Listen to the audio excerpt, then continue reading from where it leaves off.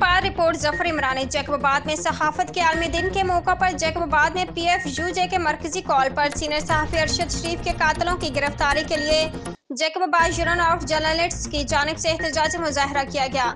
एहतजाजी मुजाहरे की क़यादत Jacobabad union of journalists के सदर मोहम्मद मूसा बलोच ने की, जिसमें जैकबाबाद FUJ के मुजाहरे में आज़ाद मीडिया के प्रेस क्लब के सदर Nawab Ali Langha, general secretary Mir Hasan Soomro, chairman Nadeem Lashari, Khalid Hussain Manzoor, Zafar Ali Imrani, वकार हुसैन कुरैशी, दोस्त मोहम्मद लाशारी, अब्बास पर Mastoi, doctor Khan Mohammad Soomro, Zubair Ali Abdu, Mehran social fund के चेयरमैन अब्दुल हई सोमरू में सहाफ़ियों ने कसीर तादाद में शिरकत की। मुजाहिरीन ने आज़ाद सहाफत के नारे भी बुलंद किए।